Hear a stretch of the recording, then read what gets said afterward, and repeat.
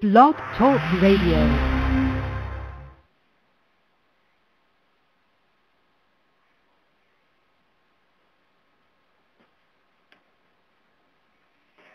What's going on, Bully World? This is ZEB, and I'm your host of Bully Talk with ZEB PITS. Man, today is a snow day, so a lot of people are off work. So I was like, man, why not decide to just have a show? So today is a day people are snowed in, tune in and listen. Today's topic, state of emergency. I got my man, Mike East to West. He's going to jump in and just talk about the state of the bully world today. How you doing today, Mike? What's going on? How's everything going? How's everybody in the community out there? I just want to say hello. This is Mike, East to West. I want to give a shout-out to everybody who's positive out there in the community in regards to the American Bully, the exotic movement, the American Pit Bull Terrier, the American Staffordshire Terrier, anything that's on a leash. I have respect for people as long as they treat their dogs good. They show respect to other people in the community. That's what I would like to see within this community. You know, unfortunately, there's a lot of people out there that just because they have money don't have no class, and they feel that they can talk to people and treat people a certain way, and it's sad, unfortunately. I mean, let me ask you, Mike, man, how you feel about it, man? Because, the other night, on last Sunday night, I asked Fabian that question about the state of the bully community, and he said it was a state of emergency because, he really is focused on the RKC community. But then he said just in general on the state of emergency of the bully community. How you feel about that?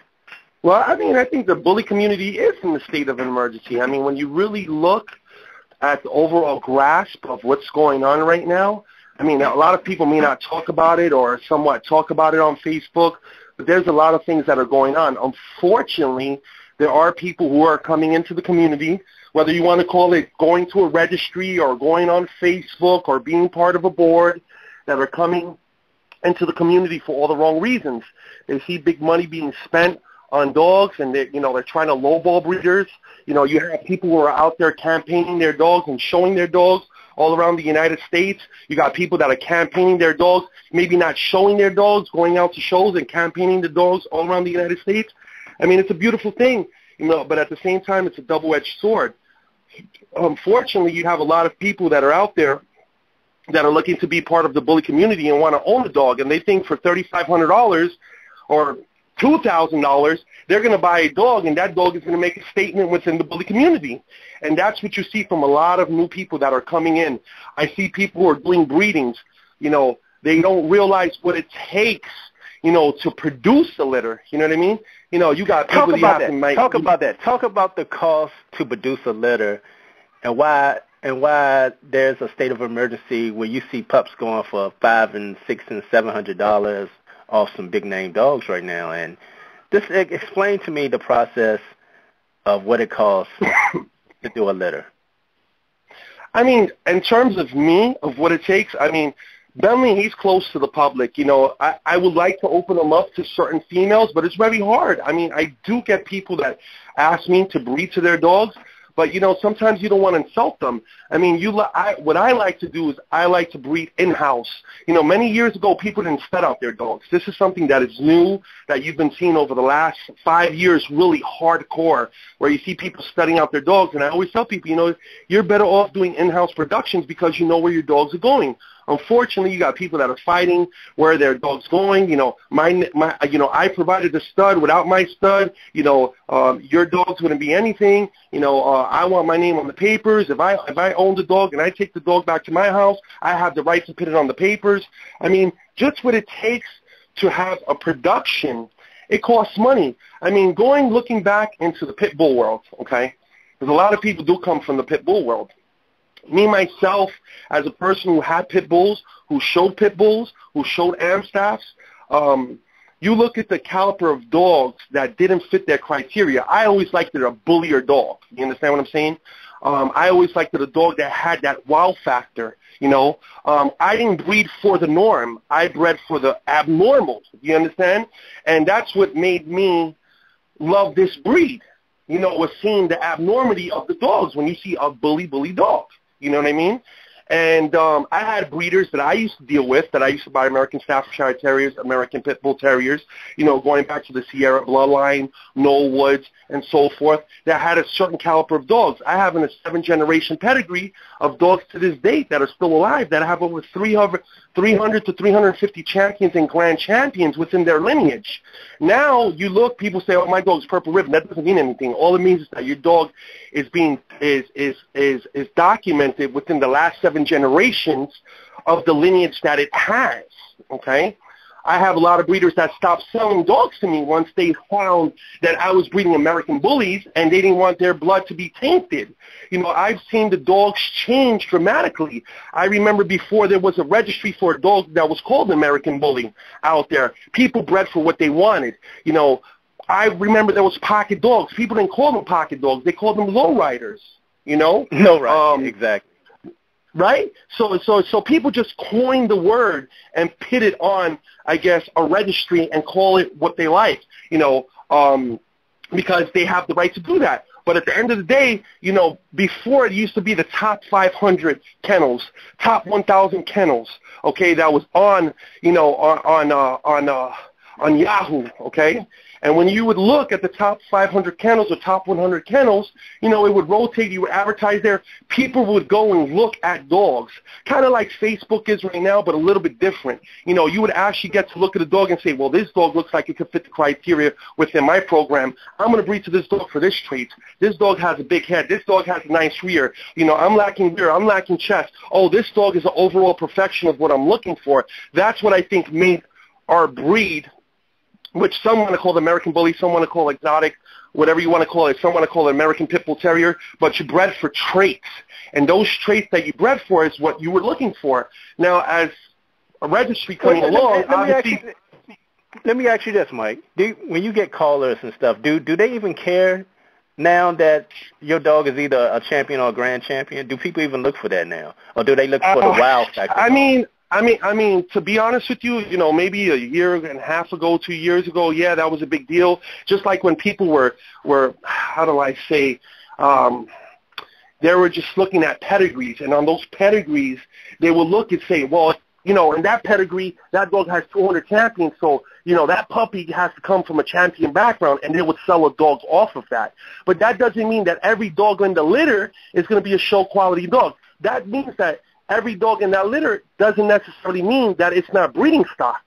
Because just because a dog lacks one thing or another doesn't mean that it can't still be used to bring out certain traits that you want to bring back into your program. I've had, 2 females that were out of the same litter. That one had a bigger head, one was a little bit shorter. It's pretty much scatterbred, okay? And when you look at consistency, yeah, everybody wants consistency, but at the same time, what makes the breed of the American Pit Bull Terrier or the American Bully or whatever you want to call it is a different look. Everybody wants something that's different. Some people want different traits. Some people want a different look. Some people want to fit the standard. But at the end of the day, people are going to pick and choose what they want to purchase, what they like. If you have somebody that's looking at a dog and they go on the internet like they used to do before there was a registry for the so-called American Bully, they purchase what they like. They looked at maybe 500 sites, and out of those 500 sites or 1,000 sites, they looked for dogs that fit their criteria and what they wanted on their program. I don't know if you remember when people used to breed XXL pit bulls. You know what I mean? Certain people were breeding dogs that were abnormal. They were 180 pounds. Man, we all know that those dogs. Let me ask you this then, because you see over time, you said with the evolution of the breed, you're starting to see more different classes. Should this stop at this point? I mean, in other words, you got your standards, then you get a different look, then you get your pockets, then you get your extremes. Should they continue to add as the breed evolves? At the end of the day, when you look at a dog and you look at a caliber of dog, maybe your dog doesn't fit that class, but that doesn't mean that your dog shouldn't still be breeding stock. You know what I mean? Like, you might have a female that's 15 inches at the withers, she might be 85 pounds. You know what I mean? And to some, she's a she-male.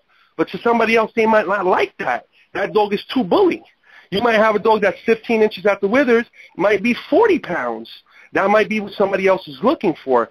At the end of the day, people are going to determine what they want to purchase and what they want to have on their yard.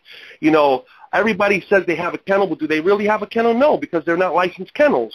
You know, people just, you know, coined it, took a name, ran with it, and that's what they have as their kennel name to be distinctive, as in, you know, ZEB. You know ZEB, you know ZEB PITS. You know, do you know Mike East to West? You know what I mean? So you could gravitate towards something so people don't get confused as to somebody else they might be speaking in reference to. There's a lot of Dannys, there's a lot of Mikes, there's a lot of Chris, there's a lot of Bryans. You understand? So people gravitating towards a name of a kennel that they can represent themselves, and under that kennel name, I've seen under the last, I would say, 2 to 3 years, there's been a rise of people who are looking to have a kennel and just don't know what they're looking for. So when they do go out to, like, let's say a meet and greet or a show, they're going out there and they're looking for something that catches their eye. They're looking for that wow factor. It might be a classic dog, that's that wow factor for them. You understand? It might be that standard. It might be that extreme. It might be their pocket. It might be an exotic. It might be something that they want that's different. That's what I think makes the breed and the evolution of the breed so beautiful. When you look at an XL dog or a double XL dog, you know, those people still have their clientele. Me personally, myself, I sell outside the community. I want to make sure that my dogs go to great homes. I want to make sure where they're going. You know, I don't want to just stud out my dog, whore out my dog, and just make money off of it. It would be nice, you know, to make sure that the dogs go to the right home, but a lot of people are breeding for impulse. You got impulse buyers, you know what I mean? But let me ask you this, Mike. With the shipping of semen now so popular, has that really hurt the breed, in your opinion? Oh, yeah, and I'll tell you why. I mean, people go and spend $3,000 to $5,000 on semen on a dog. They haven't even seen the dog. You know what I mean? You know, at the end of the day, they say cameras don't lie, camcorders don't lie. Yes, they do. Because if anybody shoots with a DSLR and you shoot with a 50-millimeter lens, you shoot with a wide-angle lens, you shoot with a 24 by 70, you shoot with a 24 by 105, you shoot by a 70 by 200, you're always going to get a different view through that lens. Okay? That's what makes different people, when they record these dogs and capture these dogs, a different viewpoint. You're capturing it with their eye. You understand? What I always say is that people should go out and spend several $100s and go see a dog, because sometimes you might go, it happened to me. Okay? There's dogs that I looked at $15,000, $20,000, and I swear that I'm going to go get the dog, and I go spend the money to go see the dog, and I'm like, shit, it's a good thing that I got over here, because I wouldn't even give them a third of the money they're asking for. The dog don't even fit my profile and to what I want in my yard. You know what I mean? Well, the dog looks like it's really bully, but it ain't. Let me play devil's advocate with that. A lot of people don't want people coming to their house. Well, that's cool. There's nothing wrong with that. You can meet them at your local veterinarian. You can meet them at a police station. You can meet at a dog park. Listen, there's nothing wrong with that. They don't need to go to your yard. There's parks, there's places that there's people at. I mean, when you're conducting business, you can go somewhere to conduct business. There's nothing wrong with that. Good point. You know, don't think just because, the person doesn't want to let me go to their house, that doesn't mean that you can't go meet them in front of a police station. You can't go meet them at a veterinarian's office. You understand? So they can take a look at the dog. If the person is free to do that, then that's something that you should worry about. 9 out of 10 times, most of the people that have dogs have to bring their dog to the vet anyway to pull semen. I mean, unless you're pulling semen yourself and you're throwing it in a fresh chilled box and you're shipping it overnight, that's a whole other situation. Now, what happens if that person takes fresh chilled semen and they go and they bring it to their vet who's a reproductive specialist, okay? They could go put 5, 6 straws out of your dog. Meanwhile, you think that you send them semen for one dog. Little do you know that they have semen stashed for 5, 6 other breedings. Wow. Hey, question then. How do you know you're getting the right semen off that dog? How do people know that when they ship it? How do I know? Is there, like, paperwork? How do I know? I mean, the people that I deal with, the reproductive specialists that I deal with, when I bring any of my dogs in, they do swab tests on the dog right on the spot for DNA profiling. Whatever dogs your dogs are registered with, they put it on file. okay? And they take pictures and video right on the spot, and they mark the date and the time that the semen was collected. So you know that the dog is alive and not dead. You would recommend people see that type of stuff? Oh, hell yeah. There's nothing wrong with that. I mean, if somebody wants semen from me, I'll tell them, listen, I got semen stored from different dates. You know what I mean? The semen count was at this. You know, I might pull semen, and the semen count might be 1 billion. I might come back in 2 weeks, the semen is 2 billion. I'll take the other semen, I'll trash it. You know what I mean? It was going to cost me $250 for them to pull, ejaculate on the spot, tell me what the semen count is. You know what? Store this semen, get rid of the other semen. I like personally to go for the best semen that I can. You know what I mean? Especially when the dog's in heat and you have different females in heat. It's a cool thing to know that, you know, you're pulling the best semen out from your dog so you could get the best production from your dog. You know what I mean? It's like progesterone tests, right? So you have some vets that, you know, it's kind of weird. They'll do progesterone on your dog 1 or 2 times, and then meanwhile, back in the ranch, you know, you could buy a progesterone machine for $500, do the progesterone yourself, but that's a tool that you can utilize. You understand? Still, when you do a progesterone test or you do a vaginal swab, you know, it might take you 15 times realistically to know your bitch when she's supposed to be in heat and when she's not in heat, when she's ovulating. You know, a lot of people don't know that. You know, what it takes to produce some of these dogs, you know, some people say transsurgical, surgical, you know what I mean? You might have Talk a dog about the money. Talk about the money, because people don't know that. How much money does it cost to do to breed a litter? I mean, realistically, depending on your vet, I mean, if you go on a reproductive specialist or you go on a regular vet, depending on the situation, I mean, you could do progesterone tests that might cost you $300 to $400. You got some people that just do it at their house, like they're, you know, a lab, and just throw semen in there. They know their dogs. I mean, you could spend just on progesterone $1,500 just doing progesterone tests on your dogs, and it's not even guaranteed that your dog's going to take.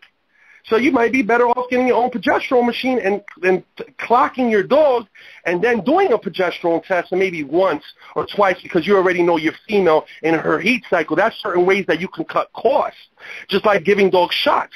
You know, some people give dogs shots like they're veterinarians, but the reason why you take your dog, and like me, I have 3 different vets. You know, actually I have 4. You know, I got 2 USDA accredited vets, but the vets that I go to, the reason why I bring my puppies to them is so they can check their heart, make sure they don't have a heart murmur, make sure they don't have hip dysplasia, you know what I mean? Make sure that they don't have any type of life-threatening diseases, possibly, that are going to harm the dog later on in the future. You understand? I want to make sure that somebody's getting a clean, healthy dog from me. A lot of people out there are just breeding dogs. They don't know what they're doing, and they're actually destroying the breed. Do people even give health certificates anymore? Do people even do that anymore? I do. I mean, if you put a dog on a plane, I mean, you got to have a health certificate within the last 7 to 10 days. You know what I mean? So you see a lot of people doing those doing ground transportation. Yep. I'm quite sure a lot of them don't even ask for that. Yep. You're 100% right. I mean, that's why I think things have to change for the better and not for the worse.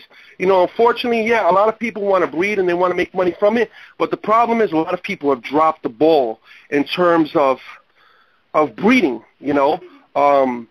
They see an opportunity, you know, to purchase a puppy for $500 to $1,000. That dog is not probably even breeding stock. It might not even make show stock. You know what I mean? They're sold the dream. They're sold the dream. Yeah, I mean, there's dogs like, how do I put it to you? You might have a dog that might not even fit the criteria, okay, of anything you want in your yard. It's like saying buying a car. You have some people that want to buy a car, and there's different people who have a different class of type of car that they're looking for. You understand? You might have a Honda that's reliable and take you from point A to point B to C to D all the way to Z, but then you might have a car that somebody buys that's a Mercedes, and they know that when they purchase that car, it got a head cover gasket that's blown, and they're buying it for $5,000, and they know that the person told them, listen, you can't drive that car past a half a mile because it's going to overheat on you. You understand? But they'll drive it within a 2-block radius, you know, stun on it, take some pictures, throw it up on Facebook, but the car don't work. You understand? And it's just like some dogs. Some dogs just don't work. They're not good quality stock, whether they're American Pit Bull Terriers, American Staffordshire Terriers, American Bullies, exotics, whatever you want to call it. You understand? At the end of the day, people have the right to pick and choose what they want. people breed for certain traits, and they breed for certain people breed for looks. Certain people breed for stamina, for agility. You know, people breed for quality stock. You know, for the show ring. You know, you might have a dog that's an agility dog that doesn't fit the show ring. He doesn't gait the way a show dog does. You understand what I'm saying? Like there's a big difference. You might have a working dog, a dog that's for biting. You know what I mean? And that dog is basically, that's what he's good for. You know, a lot of people don't take a lot of this stuff into consideration, and they come and they see that there's money being thrown around, and they want to be a part of it. You got other people that are out there scamming people, you know what I mean, saying they got exotic dogs, and they ain't got exotic dogs. They don't even got pit bull terriers, you know what I mean? You see people going and burning people for papers. Some people deserve to get burned, you know what I mean? Like, I get people calling me up like, I want to buy a dog from you, right? What's the price on a dog? Oh, dogs start at $4,000 to $5,000. Okay, deposit start at $1,000. Dogs already reserved 4 to 5 months. That's how I like to breed, ahead of time. At least I know I got 3 to 4 people locked in. As I get closer to the breeding, I got a black book full of numbers. Who's going to buy a dog from me? Who's not? Who's on the maybe chart? And then you got people that are there that just for impulse. You understand? You got the last minute buyers. Well, let me ask you this, Mike. In your opinion, do you see a devaluing of the American bully breed right now with some Oh, kennels? hell yeah. Oh, yeah. I see it. How do you feel about that? American. How do you feel about that? I'm disappointed. You know why? I'm disappointed because a lot of people have dropped the ball. You know, a lot of people say, oh, these dogs are being devalued. Well, what did you do to try to stop it from occurring? When you was quick to sell the dog for $1,000, did you go get the dog fixed at the local ASPCA? Did you get it fixed? Because you could get it fixed for $50. Go to your vet and they'll fix the dog right there on the spot for $50. But people won't spend that $50 because they want to get that $1,000 or that $700, and they don't care. They're like, oh, the dog's out of my hands. Wow. And it's not even breeding stock. It's not even breeding quality. What I like is a bully dog. You know what I mean? I like a dog that's a showstopper. Whether you're walking down the street, where you walk into a show, no matter where you're going, people are going to stop and compliment you. The dog's going to compliment you.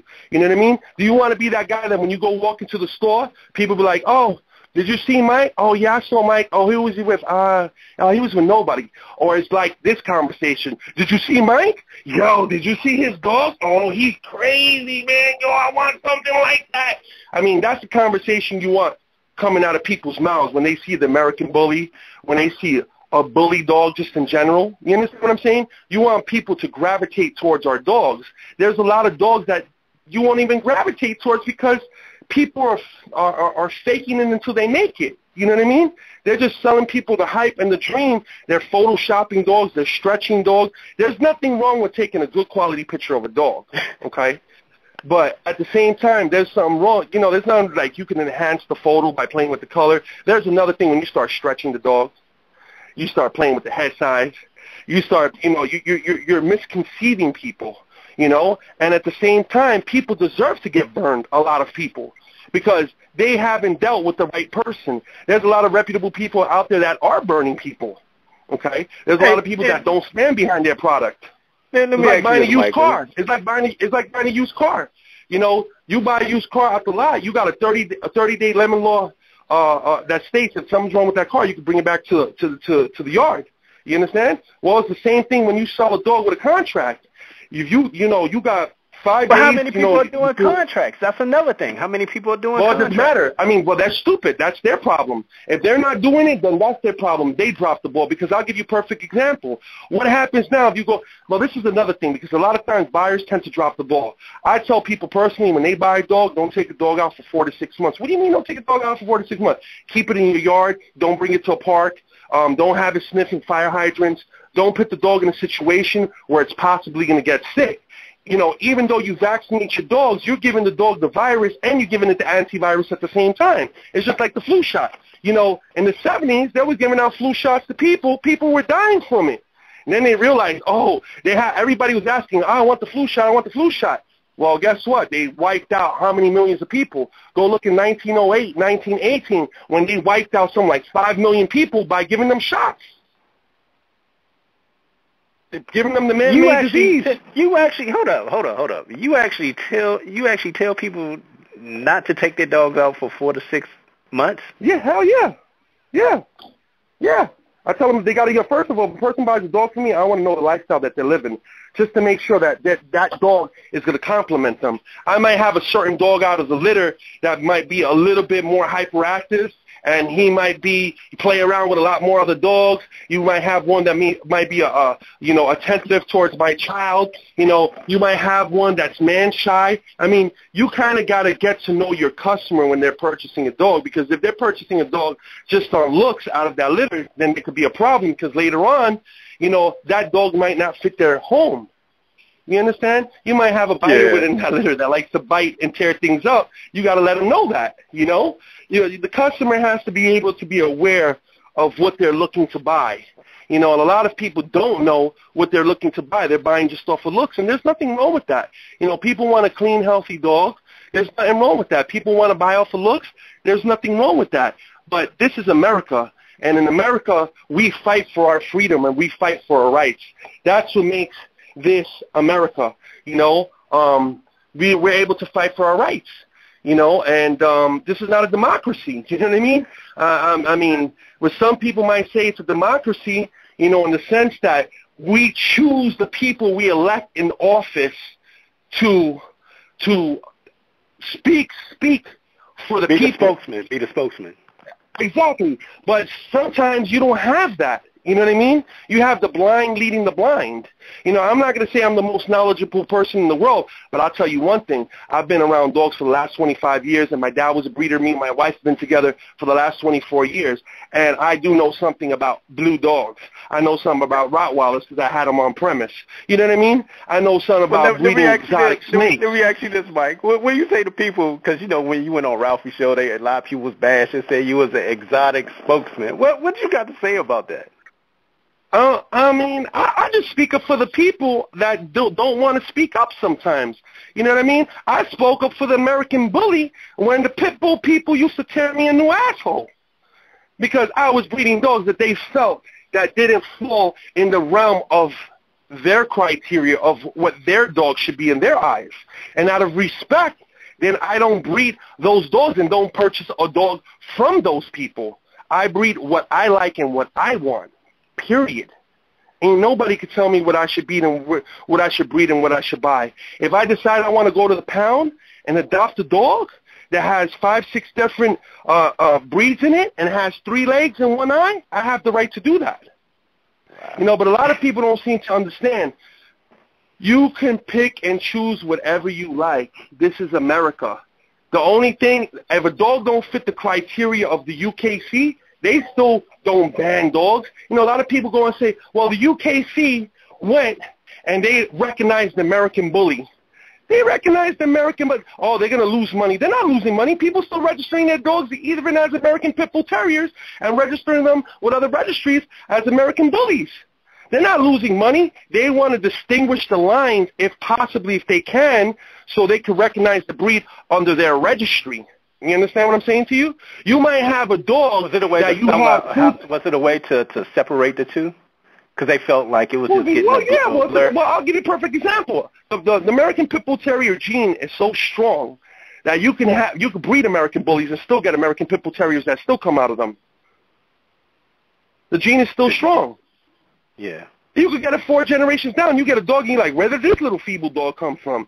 That dog winds up being an American Pit Bull Terrier, but then you got a dog that fits the criteria of American Bully, and then you have papers that show that dog being registered as a UKC dog, and then you might have a brother or sister out of the same litter that may be registered with the UKC as American Bully.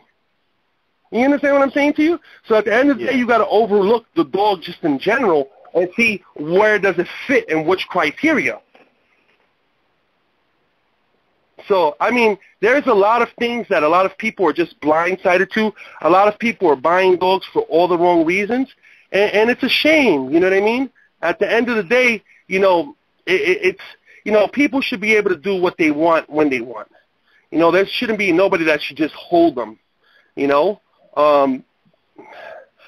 I believe people have the right to breed, show, do what they like. There's people who campaign their dogs, have fun showing their dogs. There's other people that go out and breed dogs, and they just don't like showing dogs, but they like breeding dogs. They like creating that certain look, that dog that might fit the standard, might not fit the standard. You understand? Whether it's UKC standards, IBKC, AKC standards. I'll give you a perfect example. Hey, let me ask you this, Mike. Let me ask you this. If you go to, let's say, a UKC show, could you, before they recognize the American Bully, could you just walk up and bring a bully to the show? Say that one more time. If you went to a UKC show, could you just walk up and bring a bully to the show? Oh, no. Oh, hell no. That wouldn't happen. First of all, when you go in, you can't bring a dog that's not even registered within their registry. That dog has to be within their registry. It doesn't matter if you had a poodle or a Shih Tzu. If that dog is not registered with that registry, regardless if it's that caliber of breed, you still can't go in there with that dog. It's not going to happen. Your dog belongs to that registry. Even if it is of that breed and of that caliber, if your dog is not registered there, they're not going to allow you. I'll give you a perfect example. It's like the American Staffordshire Terrier, right? You know, I had American Staffordshire Terriers that I registered with the UKC, okay? A UKC judge, depending, sometimes I've had them come to my home and actually reevaluate the dog and register the dog as American Pit Bull Terriers. And then sometimes I've taken the dog to a show, and they've told me they're going to evaluate the dog at the show. And if the dog fits the criteria, it might not fit the criteria of American Staffordshire Terrier anymore, but it might fit the criteria of American Pit Bull Terrier. You understand what I'm saying to you? Like, I got another one for you. Now, you know, with the big talk with the exotics and the micros, saying that basically they're their own breed, but they're registered with the registry. How can you say they're a different breed? So either you're saying that... Well, I'll give you a perfect example. I'll speak in reference to me, okay? I have a Miyagi daughter that I purchased, okay? And when I seen Miyagi, I seen him in person because I like to go out and see dogs. I saw him, and he was considered to me would be like a lowrider. You know, was he registered on the ABKC? No, he wasn't. I was under the impression that everything on his yard was going to be ABKC registered because that's what I was told. You understand? Obviously, things changed, and he wasn't able to register his dog under ABKC. But does that mean that my dog, I have to turn her away and not love her and care for her because she don't fit the criteria of American Bully? She still has papers. She's still registered on the UKC. I still love her, still care for her. Am I going to push her aside? If her papers get pulled, then her papers get pulled. There's other registries that will accept it. But at the end of the day, she's an American Bully to me. She may not fall under the registry, the premier registry on the ABKC as American Bully, and that's fine, but she falls under American Bully under the USBR or IBKC. You understand? So my thing is there's choice out there. There's freedom. You know, obviously people are able to do what they want. You got to respect other people's decisions. If they don't want to accept the dog because of a certain lineage, I'll give you a perfect example. I had a couple of people, I have people inboxing me right now, okay? You have dogs that fit, like they say, well, you got some exotics, I was told that from a couple of different people. Well, if you really think about it, Mike, if you take away the high rear, I'm going verbatim. If you take away the high rear, you take away the boldness, you take away the underbite, then what do you have? I don't know. You tell me. An American Bully. Well, no, not really, because if that lineage doesn't fall under your registry, then you don't have an American Bully still. Because I got a dog that doesn't have an underbite. I have a dog that doesn't have a high rear. I have a dog that doesn't have the defects and defaults. And I still can't register her with them. You understand what I'm saying to you? Does that make sense? Do you see that? Do you see that changing? In your opinion? I don't think so. I don't think so because when it was brought up to me, that's exactly what I said. I said I can see what you're saying, but at the end of the day, if there's certain dogs that have certain lineage, they won't be able to be registered. I'll give you a perfect example. Dax. Dax is not registered with the UKC no more, but his offspring are. His offspring, you know, I like how people rode off of the American Pit Bull Terrier to create the American Bully. People used to use the word, if you've been around a while, people have used the word American Pit Bull Bully, you know? And this is what you wind up seeing, you know? And a lot of times people don't understand that, you know? And at the end of the day, we have to pick and choose what we like and what we want. You know what I mean? You can't have somebody dictate to us. Can you give me 1 second? You can't have somebody dictate what they feel that it should be, you know? I'll give you a perfect example. Let me ask you this then, Mike. In today's bullies, do you believe in your heart of hearts that there are some bulldogs mixed in them? I'm not talking. I'm talking the American bully. Zeb, why don't you do this? Pick up area code 561. Do you have area code 561-676 on there? Yeah. Pick it up. I'll put Pick up in. that line. Pick up that line a minute. 561, you're in. Hello? Hello? 561. You have to speak up, 561. Hello? Hey, what's going on? You're on Bully Talk with ZEB Pitts. What's going on? Who I'm speaking with?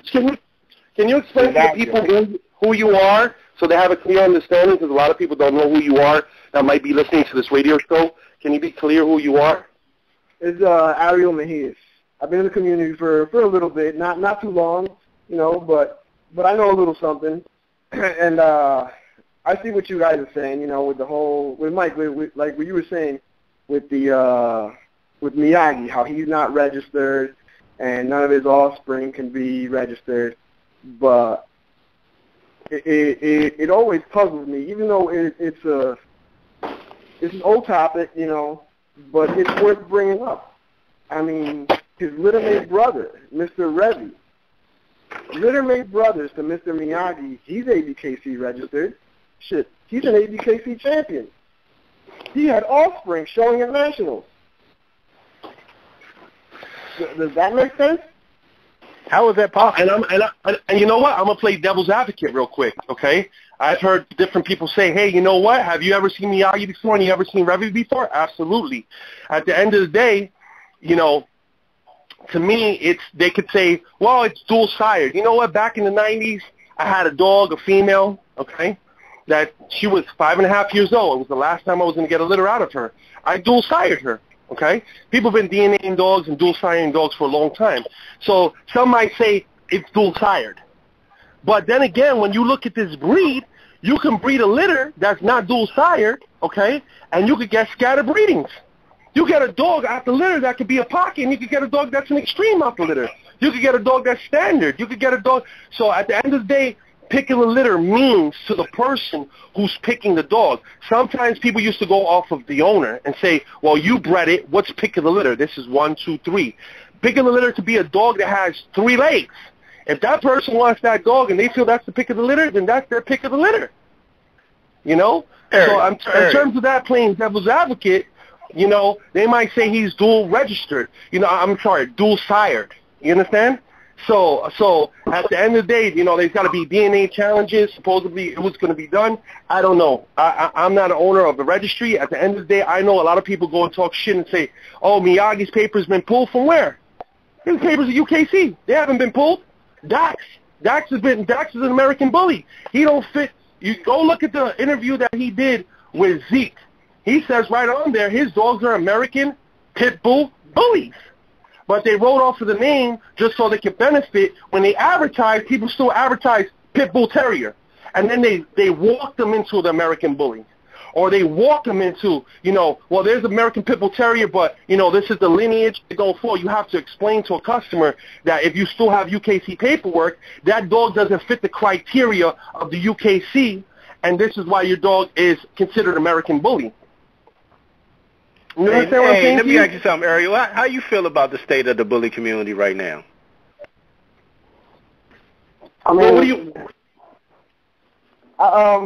I try to surround myself with positive people, you know, and I usually, when I go to shows, I stay around the people that I enjoy being around. You know, if I don't enjoy being around you, I just stay away, you know. So I think off Facebook and stuff, you know, I'm tired of reading about exotic, all this, all the time. You know, it's all you pretty much you see. So is there a problem in the community? Yes, you know. And but is it going to force me to leave like the ABKC? No, because I love the community, bro. I love the bully community. I love the people that I'm around. That's what I enjoy. You know, the majority, I can say pretty much the majority of the people that I text with and I talk on the phone with all day are dog-related people, you know? So, I mean, why would I leave? So what you're saying is basically these dogs are not just Facebook or show dogs. You actually have relationships with people, okay? And that's the dog people have become my friends, you know? That's people that I talk with on a daily basis. You want people that can relate to you, basically. You want people to know that, you know, like, for instance, I got a low rider. I like people to, you know, I network with them because I might want to pit, you know, do a higher three-wheel motion, you know what I mean? On a show dog, I may want to have a little more, you know, a little better gait. You want to network with people that can relate to you on what you're doing, you know? Yeah. I can respect that, you know? But when you look at what's going on right now, I mean, it's a state of emergency. A lot of people want to deny it. I mean, I'm going to tell you right now, I'm going to shout out to my boy, Revved Up Bullies. Let me tell you something. He's got an exotic dog that might be exotic, they might say, because he's off of ice pick. But I've seen the dog personally myself. Don't have a high rear, don't have an underbite, got a beautiful chest, gaits well, and he would like to be part of the community. He is part of the community. He's not part of the community as a person who shows in the ring. But outside, he networks with a lot of other people, just like I network with a lot of other people. There are people that have good quality dogs, just like there are people who have bad American bullies. I've seen people say, oh, I got the best American bullies. You know, they go on Facebook and they think because they have money, they could go talk trash to people and treat people like they're ignorant. Because, I mean, I just seen someone debatable, and you know, the person's just belittling people because they got money. Just because you got money doesn't mean that you could belittle somebody. There's nothing wrong with somebody being raised in the ghetto and have good ethics and get a good job and become somebody and leave the ghetto. But remember where you came from. You know, I'm going to say something. People have talked about the ABKC as opposed to AKC. Oh, I wish one day we'd be like the AKC. Shit, the trophies they gave out were better than the fucking what the AKC was giving out. They were giving out ribbons. They was giving out trophies that looked like $1,000 in the ABKC. It's crazy. You know what I mean? I filmed it out of my own pocket to go live from Nationals. Okay? Nobody gave me a dime for that. Was $1,300 out of my pocket. What I spent on internet access. Could the clarity have been better? Absolutely. People like to complain and making, oh, I want to catch the ring footage. I want to get this. You're not paying for it. It's coming out of my pocket, out of my dime. ZEB goes and records people in the community, okay? Yeah, that's a good point. See, I talk to people in the community, man, and that, you made me think about that when you said the show, because I get the show ring footage. Nationals, it was a 3-part series I had about show ring, and I had just one part alone talking about the show ring. Let me ask you a question. Let's just break it down real quick. How much footage did you have from Nationals? How many hours of footage did you have? 5 hours, 6 hours, 7 hours, 10 hours? How many hours of footage did you have? Man, I had footage from, oh my God, what time did I get there? You got there at 5 in the morning. You got there at 5 in the morning. Man, I got footage from the day before. Footage from the day before. I give you the event. I show you what happened. Yo, you missed the 60 minutes. As a matter of fact, the day before, you had already put out a video from the night on Friday night. You already had it out Friday night, what you recorded from Friday night. So I see people go and record, and they'll put out a video to 2 to 3 days later. Not even. I see people put out footage months later. I see some people don't even put out footage.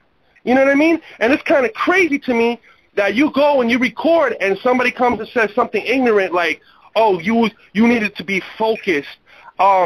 inside the ring and not outside the ring. It's about the people. Like people you say, know how many good stories I get from outside. Hold on, Zeb. Zeb, it's kind of funny how people say, let the dogs speak for themselves. What's the dog going to tell you? Roof, roof, roof, roof, roof, roof? No, the owner is going to be the one who dictates the breed. When somebody doesn't know about the breed and they're walking down the street and they say, what is that? This is an American Bully. This is an exotic. This is an American Pit Bull Terrier. This is the lineage that came from American Pit Bull Terrier. Your job is to be an advocate and to explain to them so they are aware of what the breed consists of.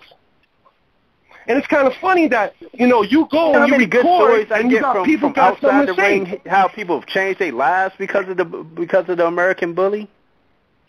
I get I'll tell you this stories. much. How many people's lives have changed because they've lost because of the American Bully? They bought a dog for $5,000, $6,000. The dog didn't turn out. $10,000.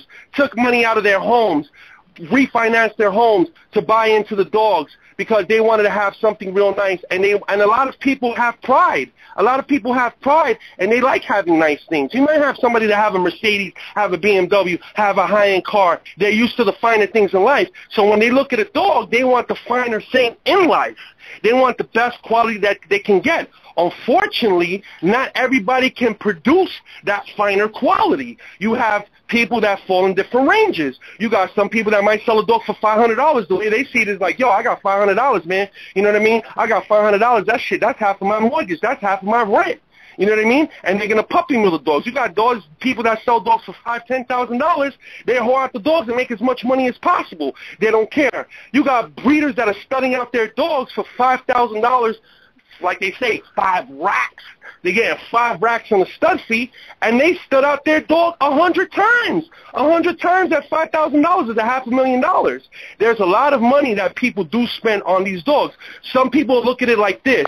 Why should I go pay this guy, Mike, east to west, $12,000 for his pick of the litter, or $15,000 for his pick of the litter?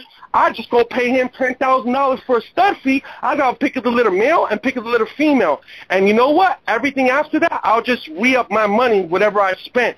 $5,000, I'll just go sell the dogs out into the marketplace for $500, $700, $800. You understand? They're devaluing the dogs. Do you see that, or am I the only one that sees that? Because the bully world's in a state of emergency any which way you want to look at it. Ariel, do you see that? I mean, Ariel. Yeah, everybody wants to have a hitter, man. Like, I have a breeding coming up, and some dude hit me up, and he was like, oh, I want to have the next hitter in the community, this and that, and I was like, man, if you want a sure thing, people think that because buying a puppy off whatever, Bentley, or whatever big-name dog is out there, that they're going to have the next big thing because the father or the mother was a big deal. And it's not like that. It's not that easy, man. He was like, oh, because I'm bringing Gold Rush to Cookie, who was my female off Bistro.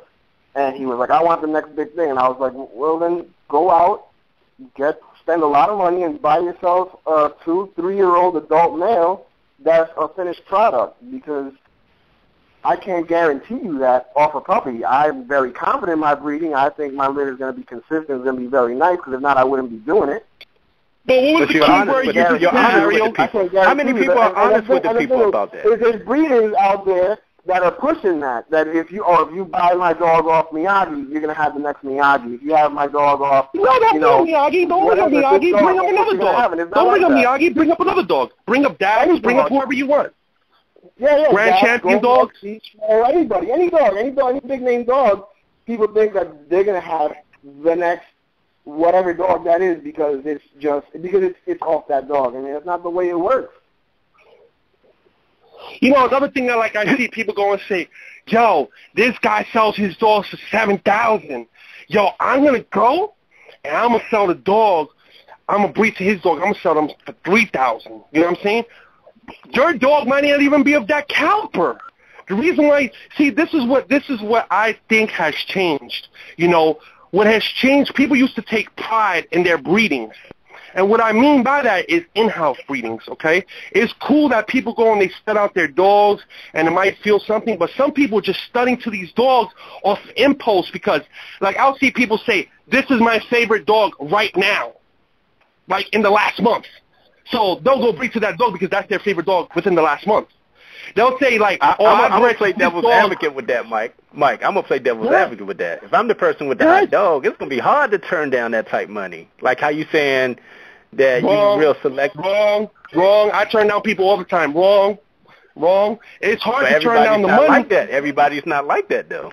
Well, that's because they're not dog people, because at the end of the day, you know, this is a business. Whether anybody wants to say, oh, I came into this breed, I love the breed so much, people do it for the money. Okay? Let's not fool anybody, okay? Because if that was the case, I'll straight out, I can afford to sell dogs for $700 and fix them. I have given away dogs to people that wanted a dog and they don't have the money, but they're going to send business my way. And I fix the dog to make sure that that dog, I've sold a dog for $5,000 fixed. I've sold a dog for $500 fixed. And I've gotten return business from people. I get people call me 13 years, 15 years later. I just put down my female 13 years, okay? Some people might think she's not an American bully. Well, I tell you what, she was what created the American bully, because if you go look at the lineage, you can't deny and say, well, she doesn't fit the criteria. She may not have that look. She had the body structure. She was bully as shit. Her muzzle might be a little bit longer, a 3.5-finger muzzle, a 23-inch head. Maybe she didn't fit the criteria of what the American bully is now or 8 years ago, but at the time, this is what everybody wanted. And I still got people to this day that still want blood. I sell dogs that are not even registered American bullies, that are American Pit Bull Terrier or American Staffordshire Terrier, that are bully, that what some people would say is old blood from 6-7 years ago, that pay me for more than what some of these people are selling their dogs for. It's crazy. You got people running around devaluing their dogs, studying out their dogs for $1,000, $1,500. You got them, then they wonder why their blood and their lineage is going out there and being sold for $500, $1,000. You got people selling adult dogs saying, yo, my dog is 12 months, haven't been bred yet. Some people get offended and say, well, why are you breeding a dog that's 12 months? No, what they're saying is she hasn't been bred yet, but she might not fit their yard because what they thought she was going to turn out to be, she didn't turn out to be. So they rather just cut their losses and sell the dog for $700, $1,000, and made her pay $2,500, $3,000. And say, you know what, I'll cut my losses and take $700, $600, and I'll breed the bitch to one of these famous studs. Doesn't mean that they're going to get hitters out of it. I've seen dogs that have long-ass muzzles, and the bitch is a producer. Her genes is not as strong as the male. The male just goes right through it. Boop. And produces dogs that you can't even imagine. With your upcoming breeding, do you get people try to lowball you on that breeding? I mean, I haven't had that really because, I mean, I tell them the price of my puppies right off the bat, and I mean that's it. That's what I'm selling them for, and I mean there's really no negotiating. Okay, now let's play the devil's advocate real quick. Okay, now they'll go to you and say, oh, what are you selling your dogs for? You don't own the stud. Okay, so they might go to that person. That person might be selling a dog for $2,000, $1,500. Now you got to go and backpedal and say, well, he's selling his dog for $1,500, but that's not what I want. I got the lineage on this. This is why I'm charging for this. But you get somebody that says, oh, it's a duck. It turns out to be a swan. It might not even be what they want. That when you look at a puppy, every puppy is gorgeous. You understand what I'm saying? Every puppy is beautiful and is playful, but at the end of the day, when they're looking for a certain freak or a certain monster or a certain bully-type dog, and they think they're going to get that for $700, $1,000, $2,000, I'm sorry to tell you, it ain't happening. I spend big money on dogs. I'll spend $15,000, $20,000, $25,000, $30,000 on a dog without a problem if it's what I want, because I know when I breed that bitch, I'm going to make my money right back. And I'm going to put it back into my program. You got people that are making money that are not putting it back into their program. They're just like, oh, I bred this bitch. Oh, I got away with it. Let me breed her again. You know what I mean? I can breed her again. Oh, the dog didn't turn out. Oh, my bad. You know what I'm saying? What are they going to do? The dogs are scatterbred. There's consistency, but consistency doesn't mean that you could get a dog that's 14 inches that looks the same as a dog that's 18 inches. But you might get a person in the bully world. A lot of times I see like people looking for like all these crazy pocket dogs. That's cool, but when you talk to people outside in the real world, they want a dog. When they walk down the street, people stop and stare and move out the way. So what I try to do is when I try to bring people into the bully world, I wanted them to go see dogs within the community because they might not like my dog.